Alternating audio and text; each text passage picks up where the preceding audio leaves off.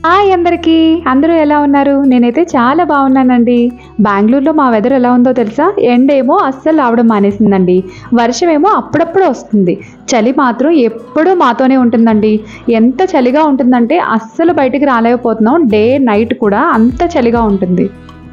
ఇంక బట్టల విషయానికొస్తే ఈ రోజు ఉతికితే 5 రోజుల తర్వాత ఆరుతున్నాయండి. అలా ఉంది మా పరిస్థితి. ఇంకొక విషయం గుర్తుందా మీకు? మన చిన్నప్పుడు స్కూల్‌కి వెళ్ళేటప్పుడు తలకి కొబ్బరి నూనె రాసుకోవాలి అంటే కొబ్బరి నూనె బాటిల్ గడ్డ కట్టేసి ఉండేది కదా వింటర్‌లో. అప్పుడెప్పుడో చూసిన సీను ఇప్పుడు మళ్ళీ నేను మా ఇంట్లో చూశానండి. మా ఇంట్లో ఉన్న 2 కొబ్బరి నూనె బాటిల్లు కూడా గడ్డ కట్టేసినియి.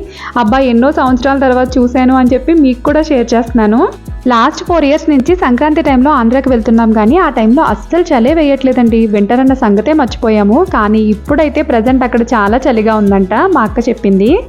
మనుషుల్లాగే ఈ వాతావరణాన్ని కూడా అర్థం చేసుకోలేకపోతున్నామండి. వీడియో నచ్చితే లైక్ చేసి ఛానల్ సబ్స్క్రైబ్ చేసుకోండి.